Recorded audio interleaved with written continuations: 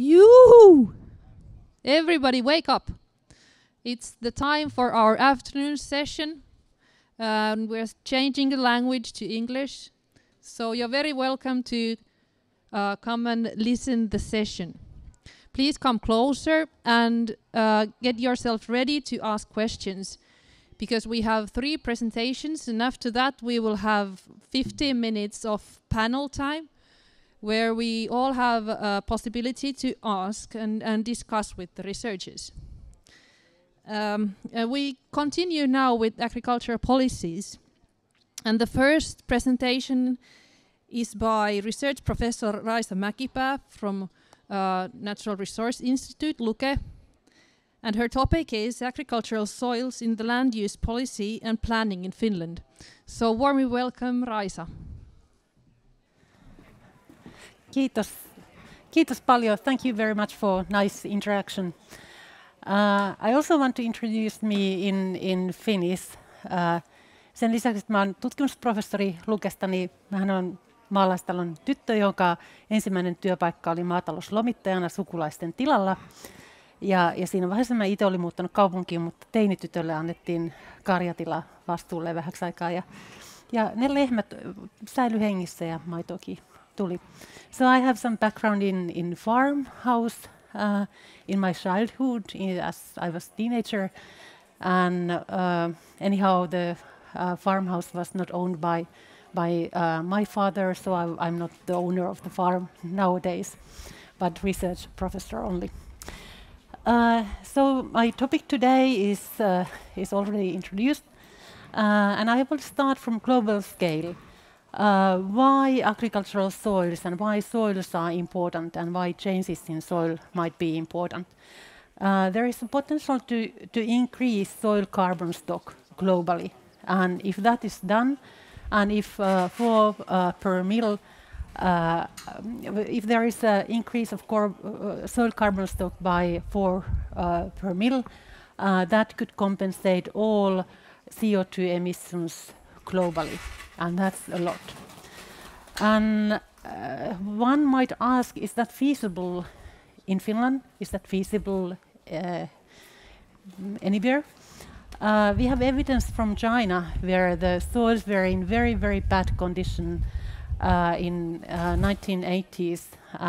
There was a carbon sequestration documented in 20 years. There was a 4 per mill increase in soil carbon stock, but that was starting from very bad conditions. And in Finland we have quite opposite situation. In general, our soils are rich in carbon. They are relatively young as the croplands, and we might not have such potential. But anyhow, this global potential is huge, and soils might be a solution to the mitigation of the climate change. So why croplands are important for climate change mitigation in Finland? Finland is aiming to reach carbon neutrality by 2035, so less than 20 years, so more than 15 years from now. And carbon neutrality means that our emissions are equal to sinks. So emission reductions are needed, and remaining emissions should be compensated by sink. That's the carbon neutrality what we are aiming. And we are doing quite nicely with the emissions sector. In Finland, emissions have reduced already 33% since 1990. And 1990 was a year of climate convention from very climate convention decided to start monitoring of the greenhouse gas emissions. So emission reductions in Finland since 1990, 33%. And what happens in land use sector? I might change the slides. I don't believe that you see anything from here, but if you happen to see, there are these numbers. Emission sector, there is decreasing trend, as it should be. And then in land use sector, where we have land use changes, we have forest sector and we have agriculture, so croplands. There is a great variation. Annual variation is from 10 to 30 million tons of CO2 equivalent carbon sink. That used to be the case in Finland.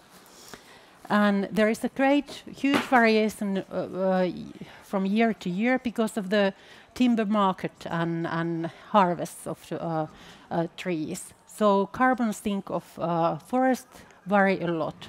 And there is not any change in croplands. So other sectors are decreasing, forestry is varying a lot, but there is a slight increase in emissions from cropland soil. So something has to be done also on that sector. And there is a lot to do because the emissions currently, especially from croplands on peat soil, they are remarkable. If you compare them to overall emissions, we have 8 million tons of CO2 equivalent emissions from croplands on peat soil, while the all emissions from emission sector in Finland is 48 million tons. And I told that land use sector used to be carbon sink despite the large emissions from agricultural sector. But then last April we got the breaking news. For the first time, this land use sector turned to be a source of emissions. It used to be sink. We rely that it remains as such, and we can reach carbon neutrality by carbon sequestration to the forest. But for the first time, we report that that land use sector is the source, meaning that forest carbon sink cannot compensate even agricultural emissions. So they are smaller than sink from croplands. And if we have a closer look on emissions from cropland, there are emissions from both mineral soils and from peat soil. But the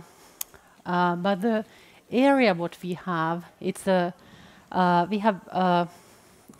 land area is divided so that 65% is mineral soil forest, then peatland forest 25%, and croplands on mineral soil 9% of the land area, and croplands on peat soil it's only 1% of our land area. And now this 1% of the land area contributes such huge emissions that our forest carbon sink cannot compensate that. So for 1% of the area, and emissions are more than 8 million tons of CO2 equivalent. So what controls the emissions on peat soil? There is a relatively complicated but simple relationship to water table.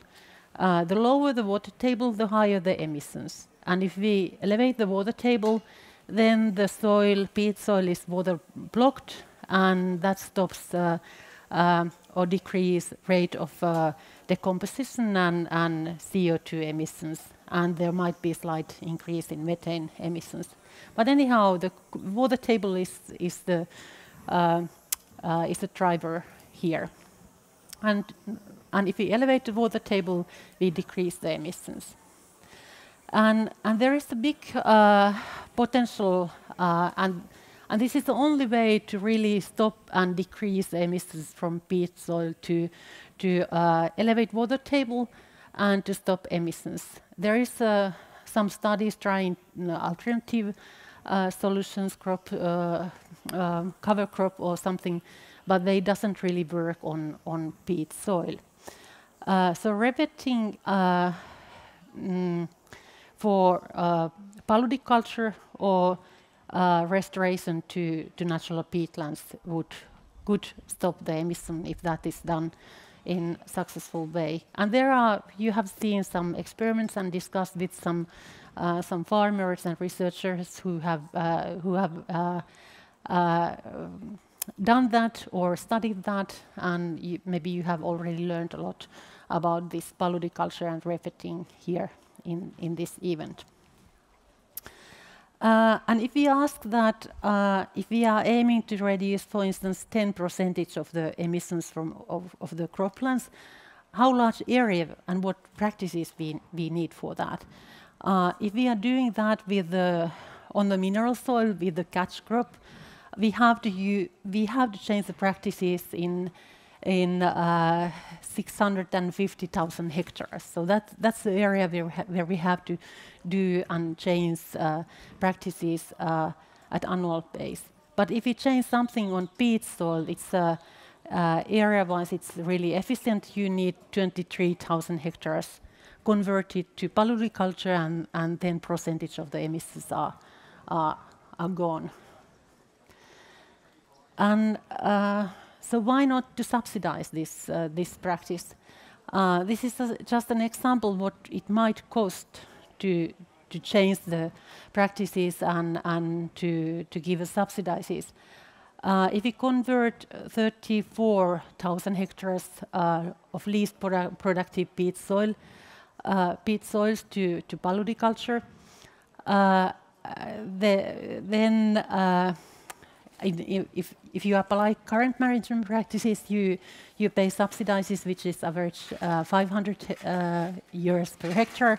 But if you pay double subsidies, then the cost of this to the society would be 17 euros per CO2 ton.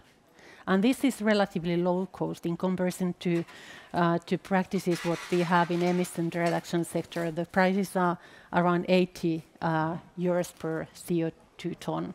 So there is lots of potential and relatively measures which might be possible to apply at relatively low cost. And the question is to farmers, what is the compensation or payment or subsidies what you request to do the change to convert least productive peatlands to paludriculture. And this is very valuable service to the society if someone is willing to do that. So I have some take-home messages here in my last slide. If I have time for this, I want to repeat that all sectors have to make emission reductions. So some sectors have started already, but on cropland management practices, we haven't done a lot. And if you have croplands on mineral soil, you can do something. You can go for carbon farming, and you can slightly reduce emissions or even increase the carbon stock, but the difference is slight. You can do something. But most efficient climate change mitigation measures are paludriculture or restoration to peatlands, and they can reduce emissions by 30 tons of CO2 equivalent per hectare per year. And value of such measure for the society is over 1,500 euros per hectare, assuming that carbon price is 50 euros per CO2 ton. And I want to emphasize that change in subsidy system is needed. So with current subsidy system, we just encourage practices which produce emissions. We have to find an alternative and discuss what is feasible and what is accepted by farmers and what is attractive enough to be implemented in large scale. We are looking for tens of thousands of hectares where things are changed. And then in addition to public subsidies, private funding for paludriculture could be raised via carbon market. There are private people who are willing to compensate the emissions, and they might be willing to fund the emission reduction in agriculture and croplands. So thank you for your attention.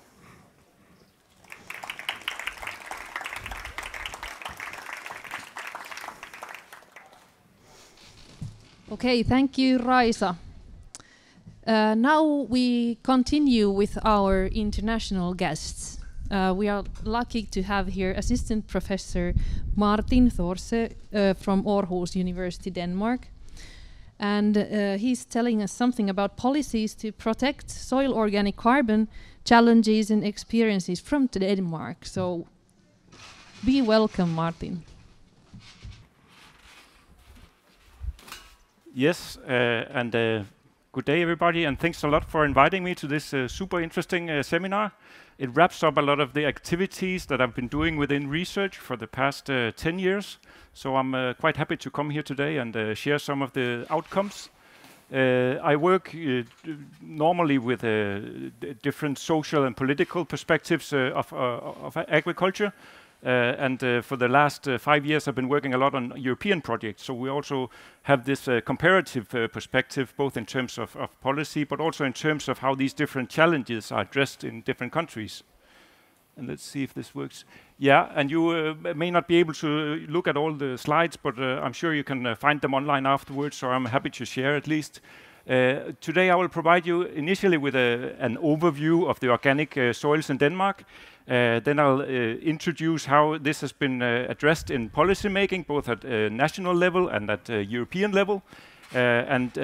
Towards the end, present some lessons learned from the past 20 years of management of soils in Denmark. If we look at this map, it indicates where we see the organic areas in Denmark. And it indicates that 7% of our agricultural land is organic soils.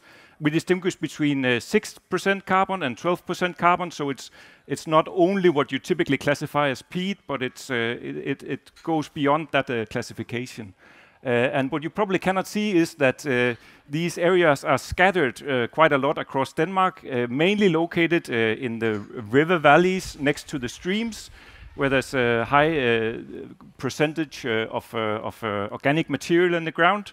I have some pictures here later, and they sort of show some of these areas. They're also quite diverse. Some are highly productive agricultural areas where there's high-value crops produced, like vegetables. Others are more used for grazing. Some of these areas have also, because they've been drained for more than 100 years, started to subside. So today, during a lot of the year, they are completely wet, so they are unfit for agricultural purposes. So a very diverse set of soils. And that also makes it quite complex to address in policy making, because there is not one size fits all for these types of areas. So we try to use different kinds of policy measures to solve some of the issues that we see. In terms of European policies, the whole arena of soil has been completely neglected for nearly 25 years. But recently there's come a lot of focus on soils, mostly because they provide the foundation for addressing these issues about climate change. There's a big potential for storing carbon, but also a potential for avoiding emissions from especially these organic-rich soils. So there's a range of initiatives on European Union level, and also some ambitious policy targets that needs to be met. The idea is by 2030 to reduce emissions by 310 megatons. So that's it's quite substantial, and there's also huge investment being placed in research, but also trying to use the funds in the rural development programs to make national governments adopt some kinds of measures that mitigate this big emission from agriculture. Also the Commission has launched an initiative called Sustainable Carbon Cycles, where there's the idea that we should have a framework to secure that we can guarantee, document and verify emissions from agriculture, and also reductions, so that they can be transferred at a market with private money, so that all of these initiatives shouldn't just be funded by public initiatives.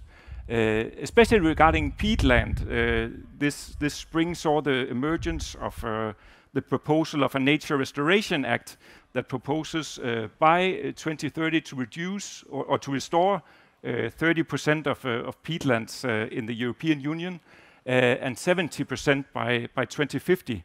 So this is also quite a substantial change that is planned for these types of areas in the European Union. In Denmark, not only because of this EU policy, but also because we have focused very much on nutrient management for 25 years, and especially these meadowlands are a big source of nutrients, and they're also a big source of carbon.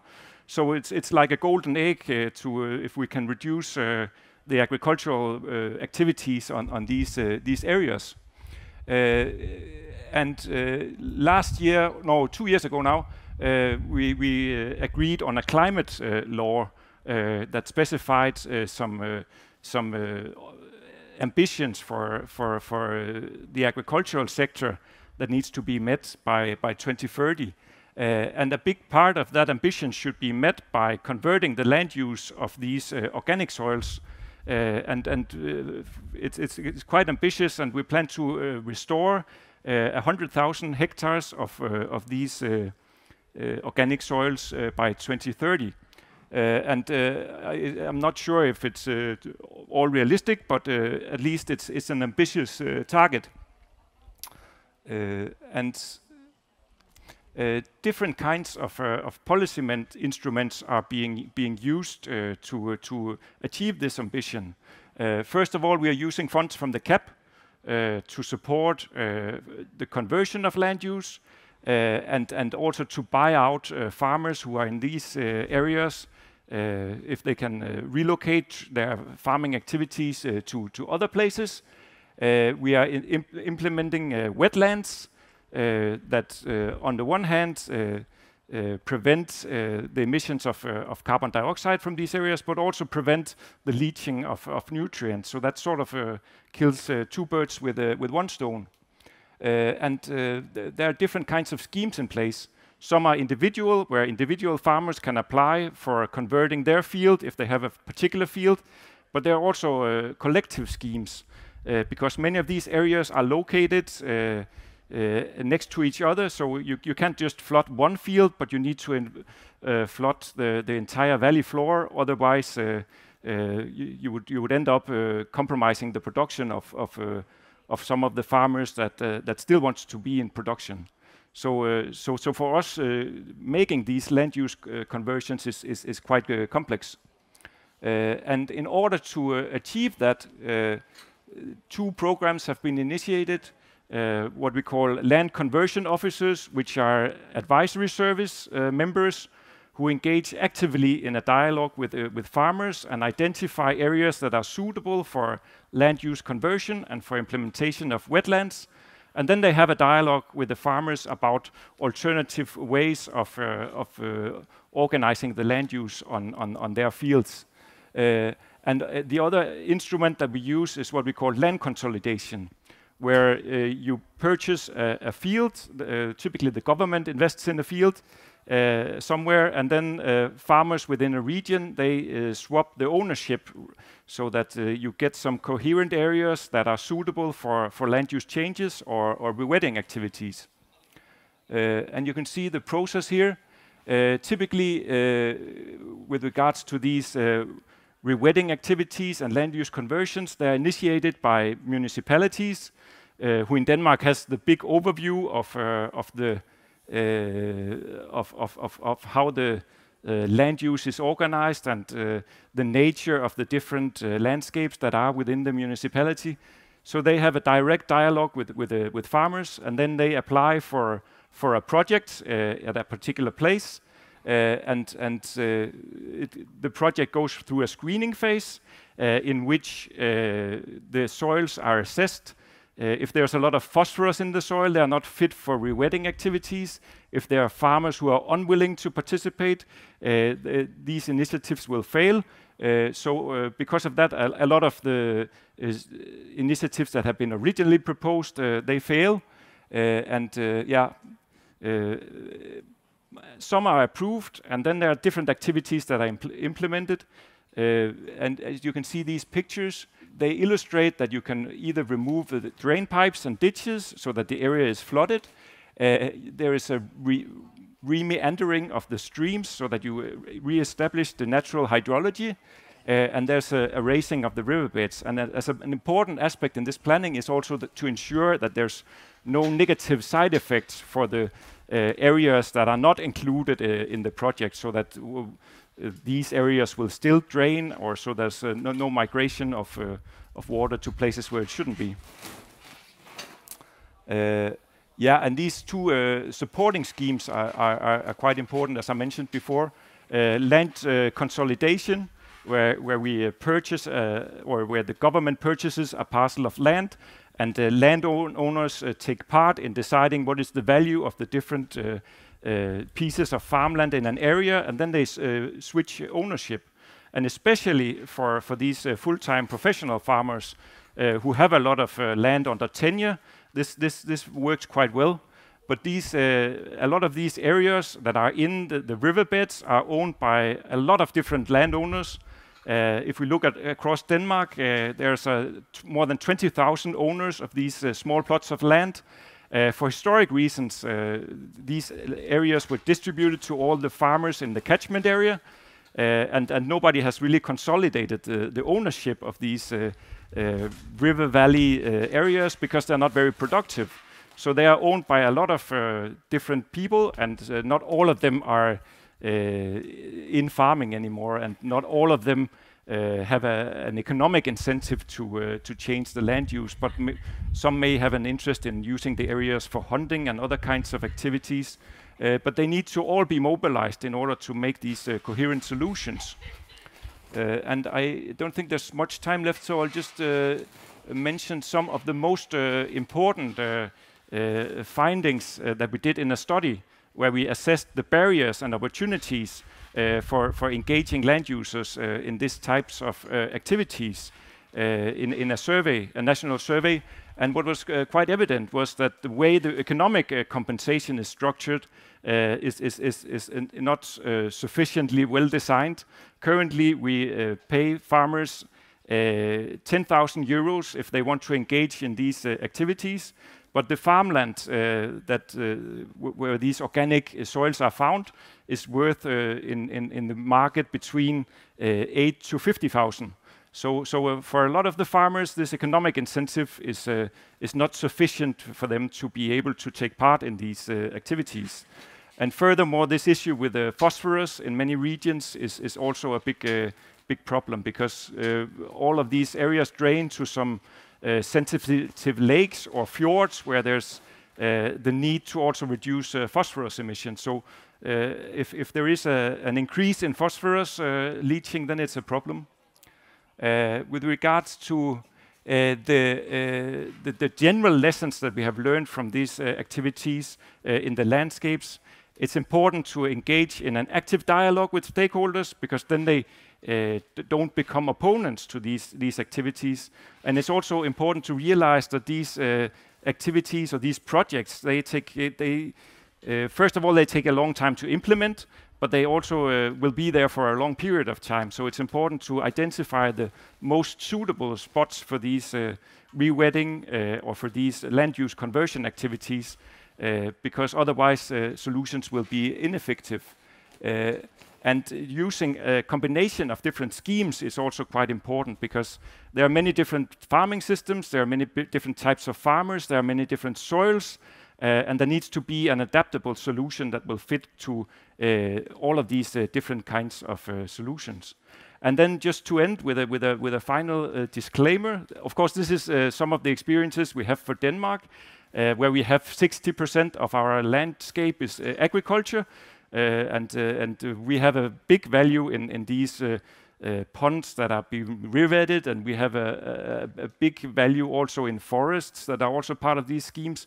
And I suppose some of these activities are not relevant for Finland, but at least some of the processes that we have undertaken in order to develop and implement some of these solutions may be inspirational. But otherwise, thank you very much for your attention, and I'm happy to talk with you afterwards if there's any questions.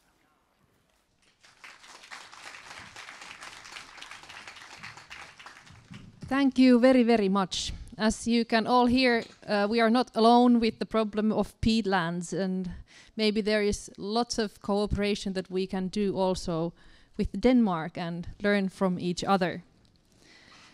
Towards field-specific estimates of carbon budgets and Finnish agricultural sites, This is the topic that Liisa Kulmala, senior researcher from Finnish Meteorological Institute, is going to take. Please be welcome. Thank you very much. So, as said, I'm a senior researcher from Finnish Meteorological Institute, that is Ilmatieteen laitos in Finnish.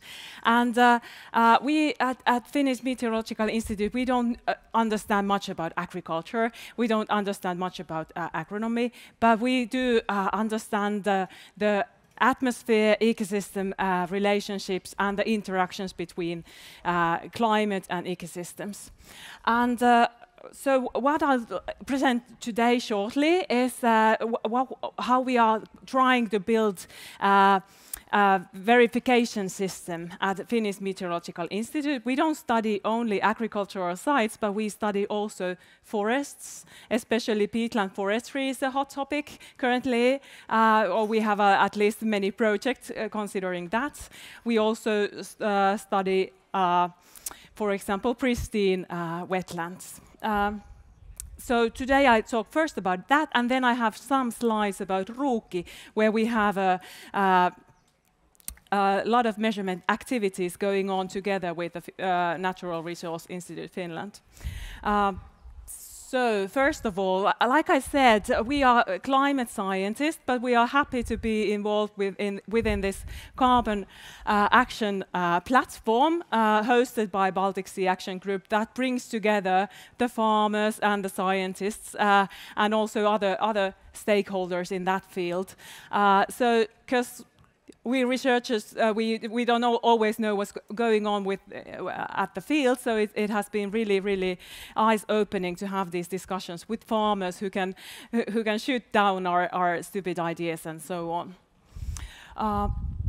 So the central questions that we try to answer at Finnish Meteorological Institute are: how much carbon is sequestrated in Finnish agricultural soils? How much it can be increased, how much is additional if we change the management to so-called carbon-friendly practices. How long does it stay in the soil? If we are able to increase the carbon sequestration, is the carbon released in a year or two if we change the management practices? And how that could be accounted for in different applications, like carbon markets. So, what does the verification method include? It includes, of course, measurements and data coming from various data streams. We have these supersites that we have here together with the Natural Resource Institute, where we study in detail the greenhouse gas fluxes between the ecosystem and the atmosphere. We, of course, monitor the weather events. We utilize satellite measurements where we can get detailed information of phenological events, such as when do the plants grow, how much do they grow, and if there are extreme weather events, such as drought or heavy rains, how does the plants react to that? We don't do ourselves soil and microbiological analysis, but we utilize those that we get in collaboration with, for example, with the University of Helsinki and Luke. And then, of course, we need farm data. There is some things that we can't just see from the space or we can't smell from the air, such as how the farmer has fertilized the soil or what other type of management practices have she or he keep doing. The key part of our verification method is different type of process-based simulation models. Measuring of greenhouse gas exchange, that is very expensive and that is very laborious. So that's why we can't measure every site. We need to understand the processes that are behind the carbon sinks and carbon sources or other greenhouse gases. Raisa Mäkipää just, it was funny when she said that when she was explaining the wetland practices, that it's simple but it's complicated, and that's also on our table.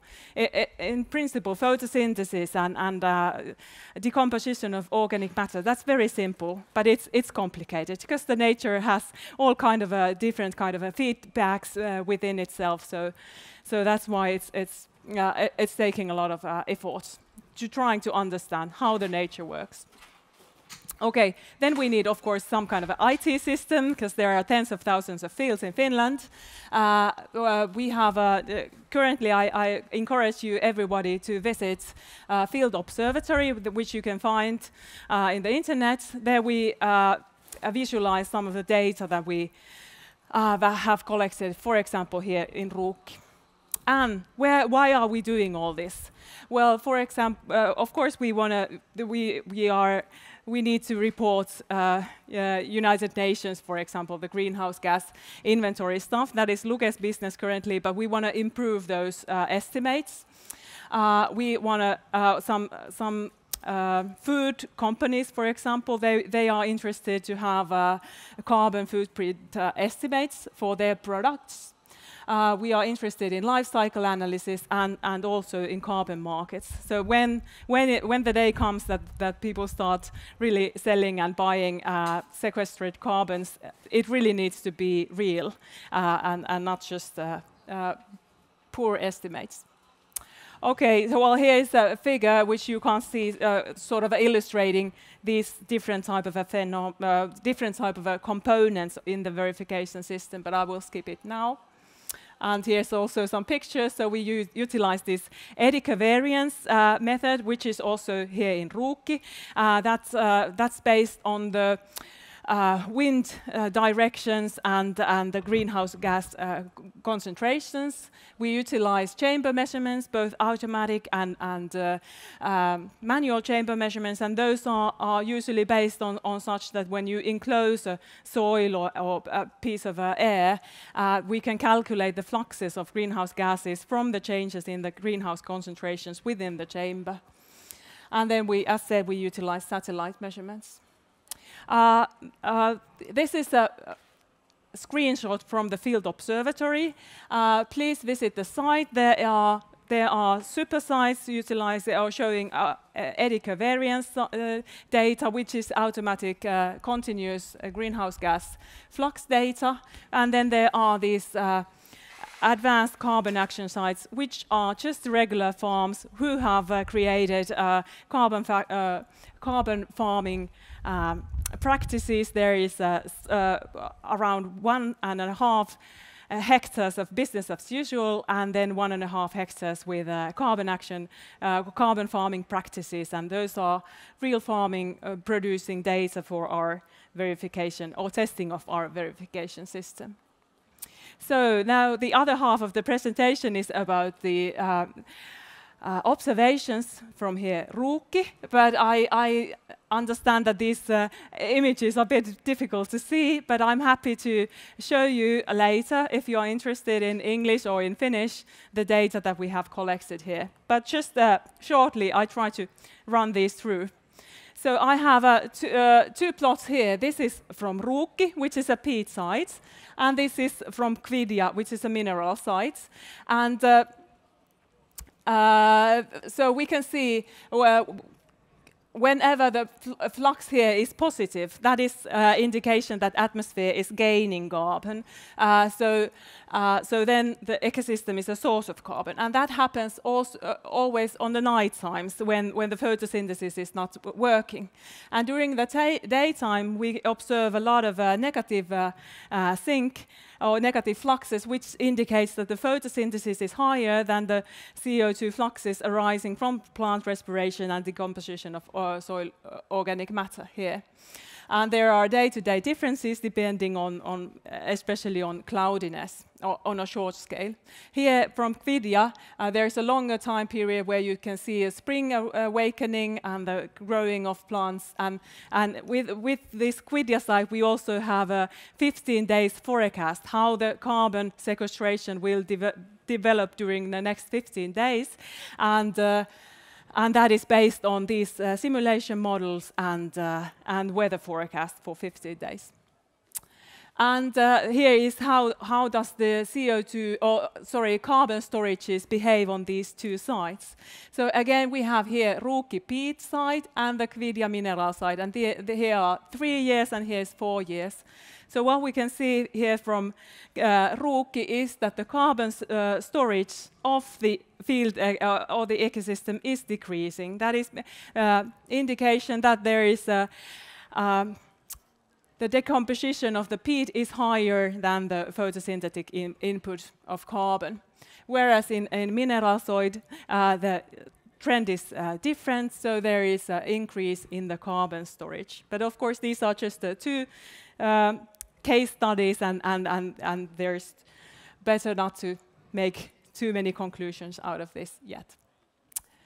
All right, so here you can see the address where you can visualize, where you can check out the data, and you can also download it and plot it yourself.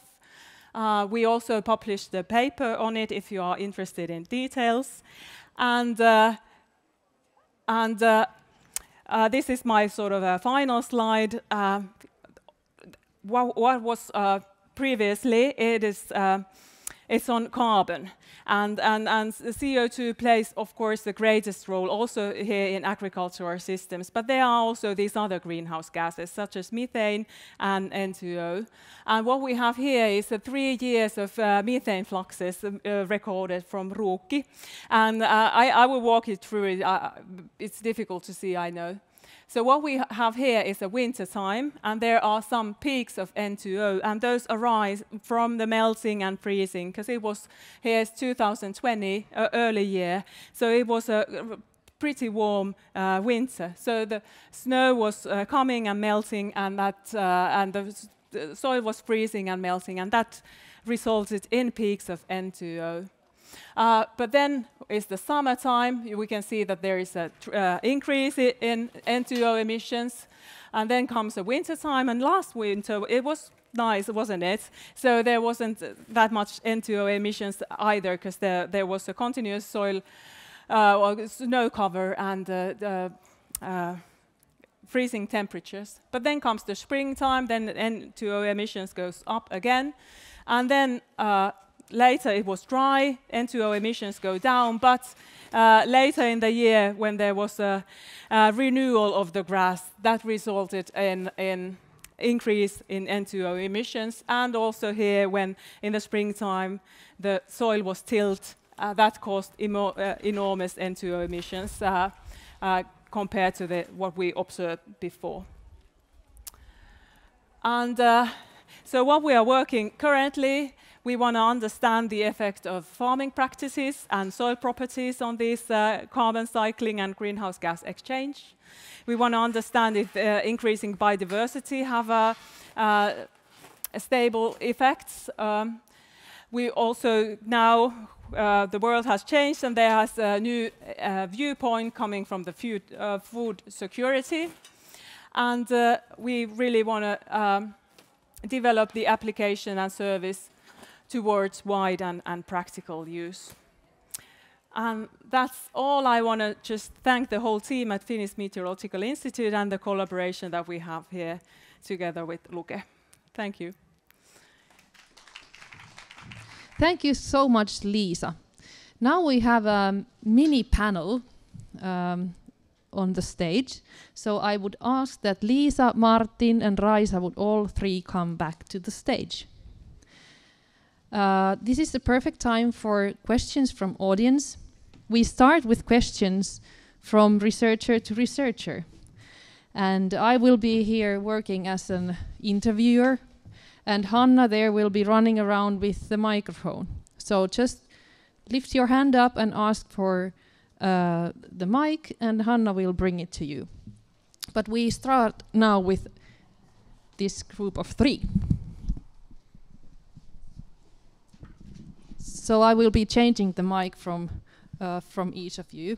So first, Martin, do you have something that you would like to ask from Raisa? Let's start this way.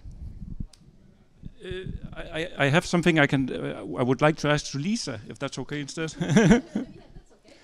No, but when I'm talking to farmers, when I'm talking to stakeholders, when I'm talking to policymakers, They are all saying that we should develop these types of solution where we pay the farmer for the results they achieve in terms of carbon sequestration or reducing nutrient emissions and stuff like that. And from what I gather, in Finland you have one of the most sort of elaborate systems of monitoring emissions. So how do you know, how close are we to being able to sort of account for emissions in a way that we can decide schemes that are able to do that in practice?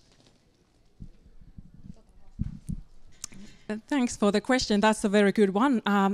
Well, you know, we scientists, we really want to be sure, and if it's up to us, we will be fine-tuning the system for years still. But it's maybe up to other stakeholders to define when the system is good enough. But I would say that it will take still a couple of years to be really sure that where the carbon is really there. I also want to answer on your this very same question. I think we know something about drivers, and we know something about processes. For instance, if we know that water table is something what controls emissions from peat soil, we could measure the water table and pay compensation or subsidies based on this simple measurement. So if farmer achieve the water table which is accepted, that's enough evidence for reduced emission. That happens, and to quantify emission reductions on each side or on different type of the fields, that needs further research, of course.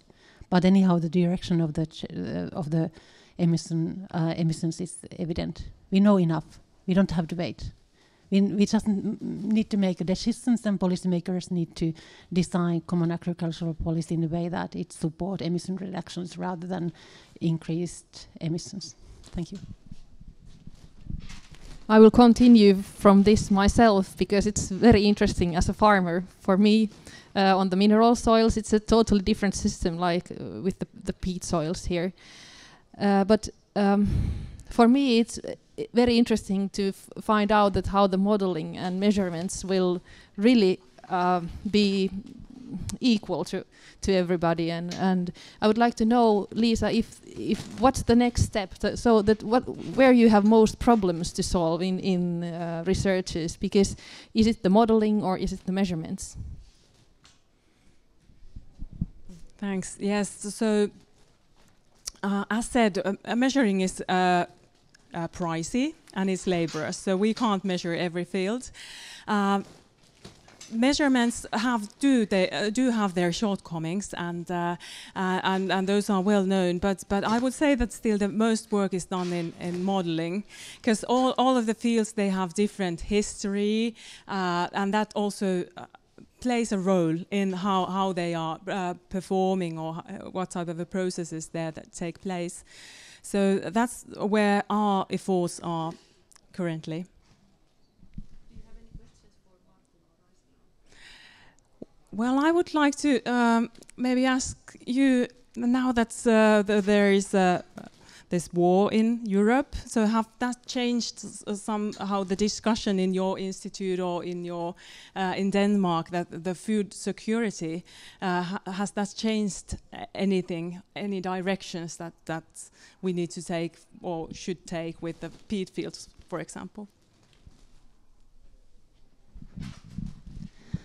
Yes, it has changed a lot on discussion. We discuss more about food security and primary production in general, but this should lead to optimization of the land use rather than it should lead to optimization of the land use. At the moment, in Finland we are having more croplands that we are using for current production of food and hay.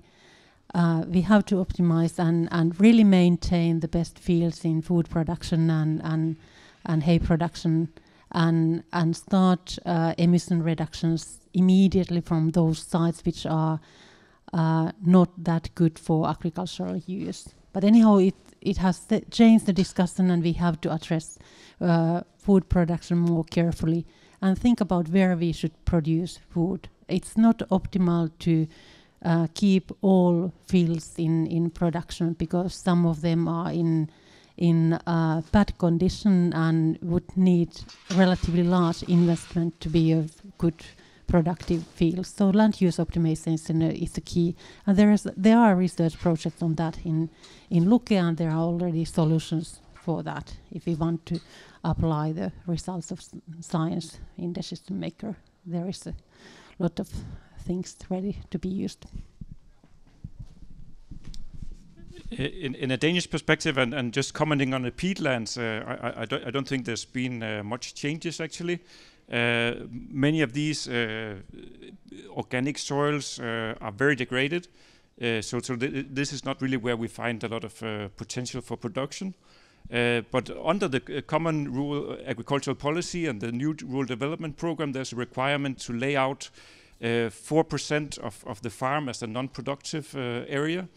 And there's been a big call for abandoning this requirement in the Danish perspective, because that would, I mean, a lot of the farmers need to have some fallow in their cropping system, and by abandoning this requirement, you would be able to avoid this fallow.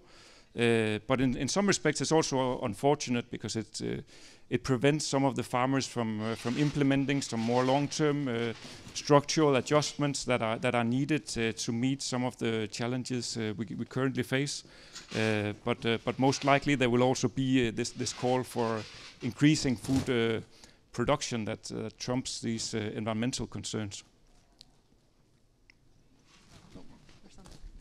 Okei. Yleisölle tiedoksi myös suomeksi. Jos haluatte kysyä suomeksi, se on erittäin mahdollista. Hanna tuolta juoksee mikiin ja kääntää kysymyksen teidän puolesta, tai sitten minä teen sen. Eli ihan kaikilla kielillä sopii kysyä.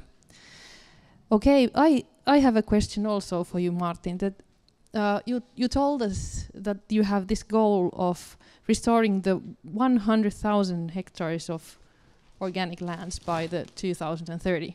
Is it right? Yeah. What the farmers say? What kind of discussions you have with the farmers? When this goal was decided, it came after years of negotiation. So the goal was decided in 2019, but already since 2012 there was this expert panel comprised of different researchers, different stakeholders, environmental NGOs, farmers association. Everybody that had a stake in landscape management in Denmark took part, and they all agreed that taking out these areas in the river valleys would be the most effective way of mitigating climate change, preventing nutrient leaching, and also protecting biodiversity. So a lot of the concerns that everybody has with the landscape could be solved by doing that. And at the same time, they were not highly valued, these areas, by farmers. So there was a compromise struck in a sense, so that farmers would not expect too much regulation on the very productive areas, but in turn agree to give up these areas that were low-lying and non-productive. And then it took some years till it was also implemented in national policy, and it's also a very costly measure. So in that regard, it's something that takes time also in policy making. And in terms of implementation, it's also something that takes a lot of time. I mean, for the last 3 years, we have only managed to reconvert 300 hectares out of the 100,000. So if we need to make our ambitions before 2030, we should speed up the process. Thank you. Now Hanna told me that there's a question. Please. Is it on? Thanks. Yes, hello. My name is Ari-Pekka Auvinen. I'm a researcher from the Finnish Environment Institute.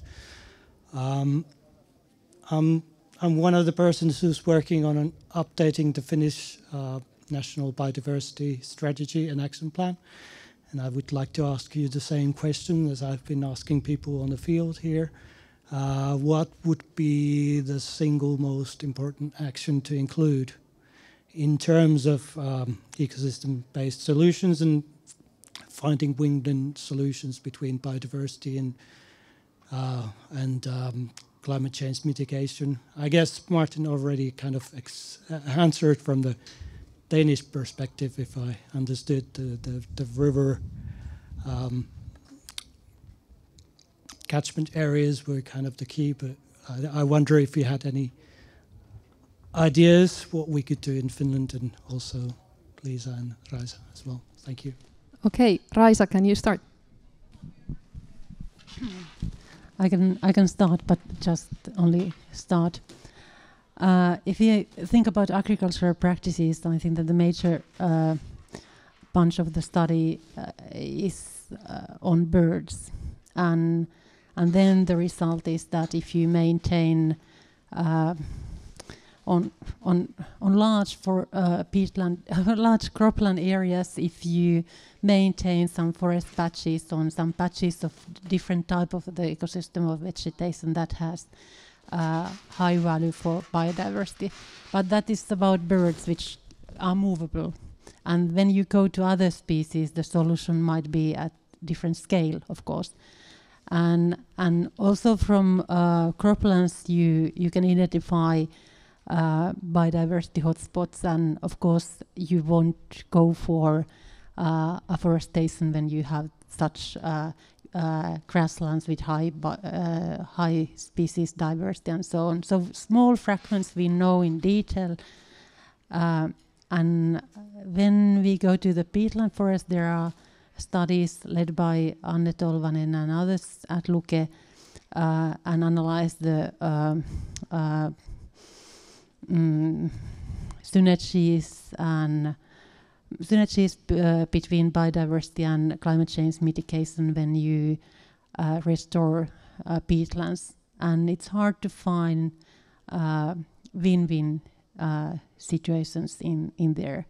Restoration of the peatland is good for biodiversity, but in the short term, it's not that good for mitigation of the climate change. You have to do that for a longer period. So it also depends on scale and in spatial scale and time scale for the other solution and group of species. So we know this and that. I can guess that you know more than me. Thanks. I agree with you. Maybe you are better than me, but we are happy to be involved within a twin-win project that is taking mainly place in Viikki, Helsinki, where we study together with the University of Helsinki the effects of diverse underzone species when you're cultivating crop species, and the results are not ready yet, but those are promising.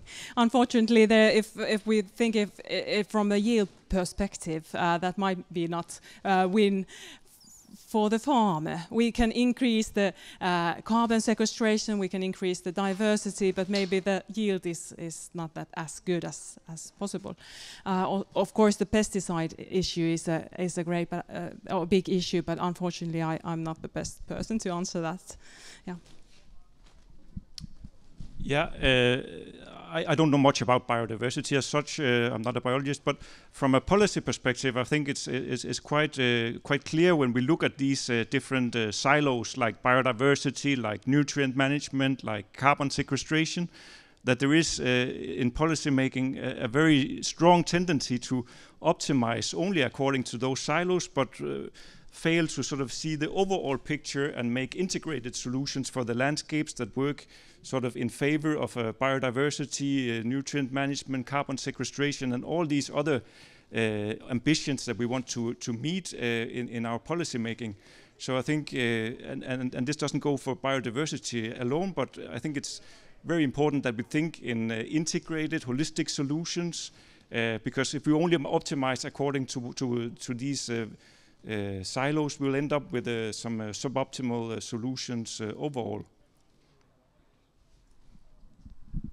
Well, I have to say something in between, because I'm a farmer with a 15 years of experience on cover crops and undersown cover crops, and we haven't noticed anything that would lessen the yield when you do it right. And that's something really close to my heart, supporting the biodiversity, and we have these multi-beneficial methods that we can use on farms to support the biodiversity, fight the climate change and the water health, for example. But now we have one more question. Yes, I'm Juha Mikola, a researcher from Luke, and this is for Lisa. And I was wondering, how good are your models at the moment? So if a farmer, for instance, in this region would like to know how the fields are doing in terms of carbon fluxes, how accurate predictions could you provide? And part of that question, how many variables should the farmer provide to you to run the model so that you could give the predictions? Are they easy to get or difficult to get, or? Thanks. Yes, so first of all, we have tested our models only on grasslands and croplands. So if the farmer is cultivating, for example, carrots, we can't say much, or garlic or any special things. Then, well, one very crucial, I guess you know, might guess this, that is the initial state of carbon. So what is the carbon storage in the first place? And that is very difficult to get, even with measurements in a correct way. So we are developing some tools how to estimate the initial carbon storage in the beginning before the simulation period. But so we are working. It's a work in progress, as Elisa already asked. But we are pretty happy with the outcome, especially in the twin-win field where we have tested a sticks model and with the grasslands models that we have tested here and in southern Finland. So they are pretty good. But then if there's an extreme event, then that might be difficult to catch. Like quite many models are extremely sensitive to drought. So if there is a dry period, our models might simulate that everything dies, whereas in nature then something always usually stays alive. If I may comment also to this biodiversity thing. So I think one thing that we missed that nobody mentioned was this pastures. So of course those are very important. So if there would be some means to the farmers could keep their animals outside more, and also, well, for example, in EU level, the agroforestry, that is one big thing which in Finland we don't talk at all. Actually, we had one small case study in southern Finland where we studied it was a tree row in the middle of the field, and it was planted there for wind shelter. And we didn't notice that it significantly decreased the yield. So, but the improvement for the soil biodiversity, we monitored the soil biodiversity, and that was of course great, and one can only imagine how much biodiversity bringing these woody elements to the fields bring. Wonderful, thank you very, very much. Now I want to remind all of you that there is a minibus leaving at 2:30 towards the wetlands fields. So you can all go there and join the trip. I will, just a second, I will say everything also in Finnish. But now I want to thank all of you three. It was very interesting. Hopefully you have been enjoying your day and you continue same way. So please, thank you. And some applause.